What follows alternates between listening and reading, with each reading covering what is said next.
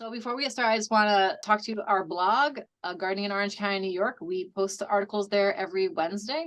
This week we talk about snags, which are dead and dying trees, and the importance they have in our ecosystems. So if you're interested, check out our blog. We also have a Facebook page. We're constantly posting things, interesting gardening information, programs through us and through other organizations. If you're on Facebook, like our page and follow it. And then if you have any gardening questions at any time, you're welcome to call our garden helpline.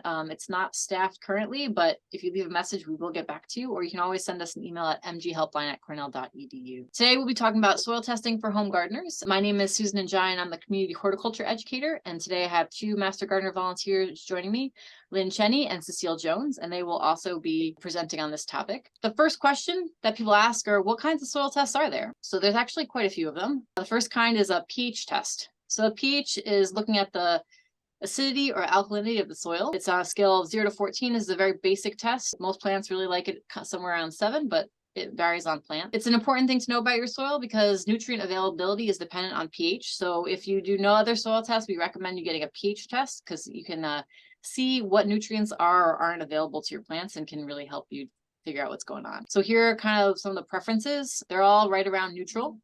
Actually, they like a little acidic, and trees and shrubs, they vary a lot more than other plants. Some trees like it all the way down to 4 and all the way up to like 8. So the next most common test is a full nutrient analysis. Now this includes a pH. So if you do a full nutrient analysis, you're going to get that pH as well. You're going to look at organic matter content. So that's going to be what percentages you have in your soil. And then it also tests for phosphorus, potassium, and a few secondary nutrients, which we'll talk about later. If you notice that we do not test for nitrogen in a full nutrient analysis, and that's because the nitrogen content of the soil does not necessarily reflect the availability of nitrogen for your plants. So testing the nitrogen in your soil is not going to really give you any good information on how it's going to affect your plants. And that's why it's not tested for. Another kind of soil test that is commonly asked for is for heavy metals. We recommend that you get your soil tested for heavy metals if you have young children, especially if your property has old structures that may have been painted with lead paint. Lead concentrations in the soil will decrease the further you move away from those structures. So if you're going to have a garden and you do have old structures, it's probably best not to have your vegetable garden right up against an old structure. Other places that you should test for heavy metals, if you live in any of the cities, I've seen soil tests for Newburgh that have arsenic and lead in them. And also if your land has been backfilled, so even if you live not in a city and they brought in soil and they filled the land, you have no idea where that soil is coming from.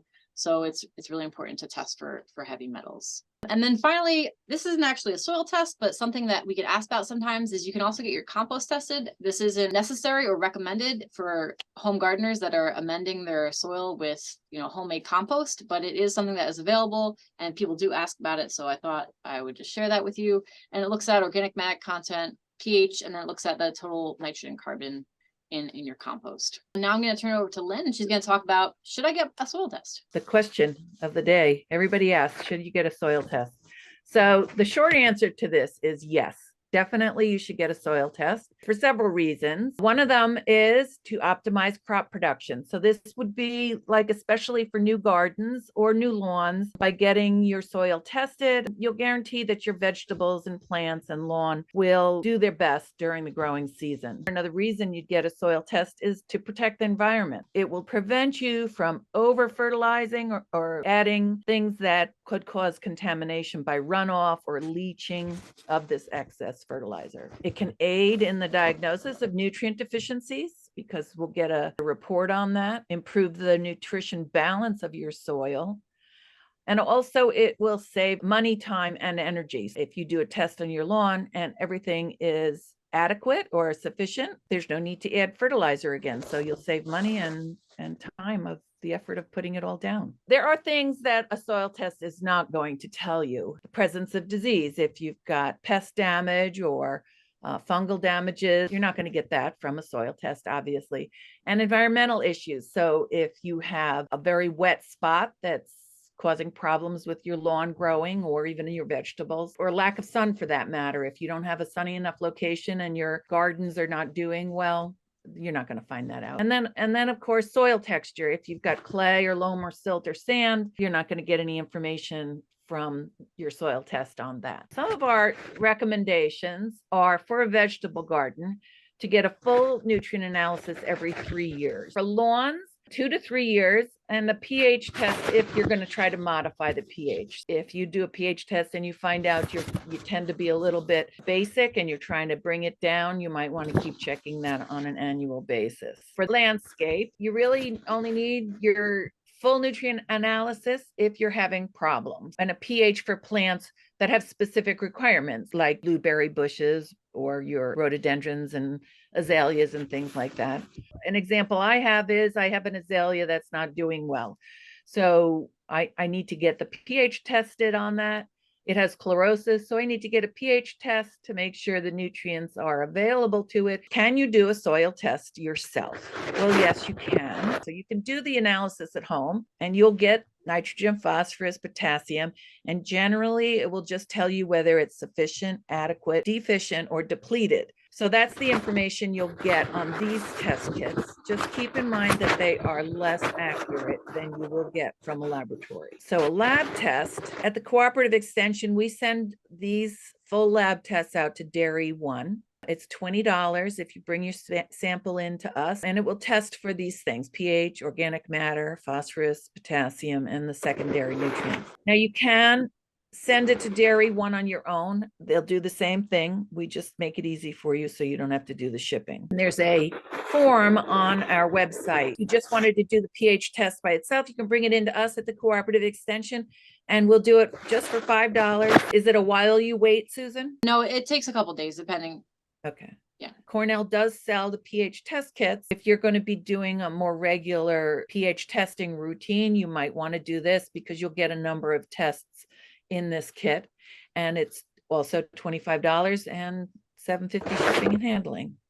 I'll just say that this test, you usually need three drops of each of those liquids. So you can see that that bottle is pretty full. You're going to get quite a few tests out of that. So now we're going to turn to Cecile, and she's going to answer some more questions for us. So Cecile, take it away. Okay, how do you take a soil sample? So before we go into the mechanics or the recipe of obtaining a soil sample, I want to give one reminder and one caveat. The first reminder is that soil testing is critical to your planting success. You can buy hundreds of dollars worth of beautiful plants in the nursery or from catalogs, but if you're putting it in the wrong soil, you're not having the right nutrients, you're not going to be as successful as you would want. The caveat is when you take a soil sample, the results that you get from the test will only be as good as the sample that you submit. So it's important to take the soil samples properly. So how do we do that? These are guiding principles. You don't need to take notes because there's a handout and a link that specifies all of these steps. So the first thing is use the right sampling tools. Use a spade and a shovel, not like me several years ago when I used the largest kitchen spoon trying to dig a hole or to get the sample. Now that doesn't work. Try to avoid tools that contain zinc or brass so as not to contaminate the soil sample. You need to collect consistent volume of planting depth. And what I mean by that, and I'll go into the depths later, is that if you're going to dig 3-inch holes or 4-inch holes, every time you dig in different spots, it should be consistent in the depth. You also need to use a clean container. Don't use an old pot that had soil in it. Use a clean plastic pot or maybe even a Ziploc bag. Very important, please scrape away, remove, and do not submit mulch, grass, roots, rocks, and debris. We get a lot of soil samples that have a lot of rocks. It would be good for you to take that away. And finally, do not collect a sample when the soil is wet.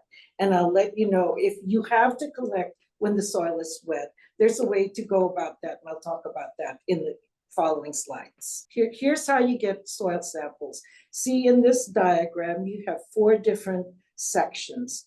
One is for a vegetable garden, one is for the backyard, the front yard, and you have trees and shrubs. You see all those little points in the vegetable garden. You're taking samples in 8 different spots or areas, because if it's a vegetable garden, you're gonna dig down 4 to 6 inches in 8 different spots, because you're gonna combine all that soil to get a composite for your analysis. Then you want to label that carefully and say that's for your vegetable garden. For your front yard, you want to do the same, where you're doing different spots. getting, samples and then mixing that together for a composite. Trees and shrubs, the same thing. And then for your backyard, the same thing. You notice that you have to get about 8 to 10 different sub-samples from across the entire area. In this case, you have 4 areas. So you're going to have 4 samples that you want to submit, and you're going to label them carefully so you know when the results come back what you're getting and what you have to do. So here are the depth. I was talking about having a consistent depth of volume when you dig for your soil samples. For the lawn, it should be 4 to 6 inches. It's really not easy to dig 4 to 6 inches in turf, but try to get it between 4 to 6 inches. Vegetable garden, a little bit deeper, 6 to 8 inches.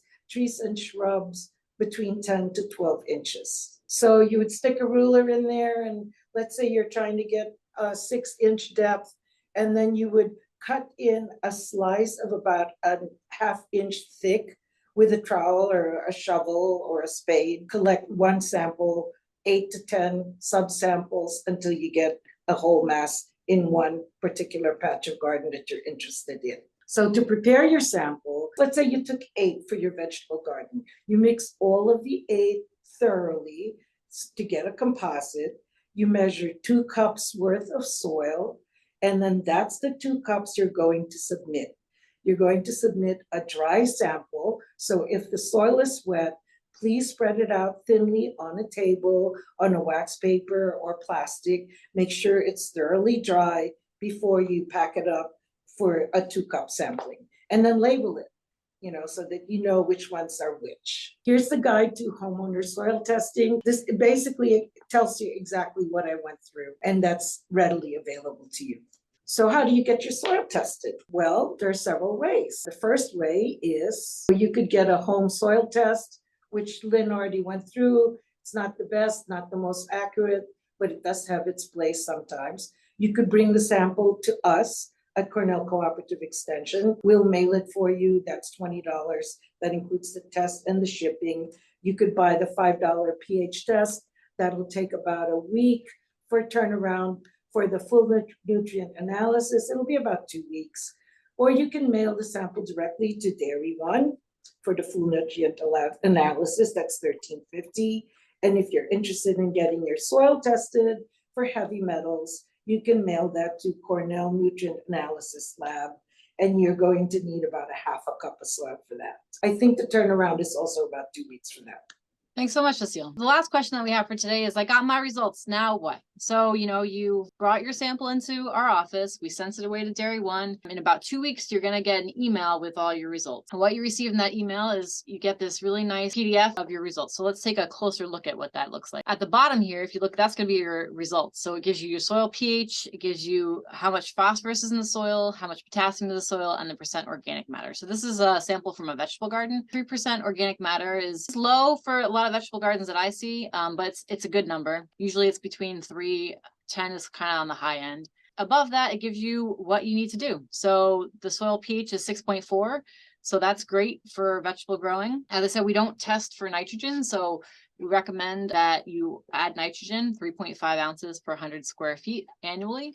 Now, if you have higher organic matter, you're going to need less nitrogen. And we'll talk about where you can find more information about that. And then it also talks about phosphorus, and potassium, how much you should add. If you do something for a lawn, you're going to get very similar things, but there is this note in lawn care. New York State does not allow for the putting phosphorus on your lawn unless it is recommended by a soil test where you're establishing a new lawn. So that's why a lot of fertilizers for lawns, the 3 numbers are NPK, nitrogen, phosphorus, and potassium. They're going to have a 0 in the middle. It means there's no phosphorus in them, and that's because of New York State law.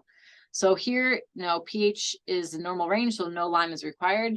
I know a lot of people annually put lime on their lawn, and as Lynn was talking earlier, you can save time and money if you do your testing and you realize that your lawn doesn't need lime, and so you don't have to put it on. Again, with nitrogen, if you want to have greener grass, you're gonna have to add nitrogen, but depending on your lawn care, it'll depend on how much you need. They go over that in the sheet that they send with you. And then phosphorus levels are very high, so you don't have to add any phosphorus. And then they have a recommendation for potassium. So it's going to be like that for all your soil tests. They also send you a spreadsheet, which tells you your micronutrients. It tells you how many parts per million, the ppm for aluminum, calcium, iron, magnesium, manganese, and zinc. So if you think you have a nutrient deficiency, you'll have the amounts that are in the soil. It doesn't give you any recommendations for them. Most soils around here are plentiful of these micronutrients. But if you do have questions about that, you're welcome to contact us and we can help you figure out what's going on. And then you also receive a guide called Getting the Most Out of Your Soil Test. There's a different one for each kind of soil test you can get. And what it goes over is your nutrient requirements, fertilizer sources, both organic and inorganic, and then timing of fertilizer applications and liming if you have a lawn. And you can use that to kind of help figure things out. And if you have any questions after you read over the stuff, you can always contact our office and we're more than happy to help you with that. There's also a few other resources I just want to point out that you have. Our website, which you can get to if you scan right there. We have a whole site on gardening resources. So here's a whole list of different kind of resources that we have. I'm just going to pull up our soil resources.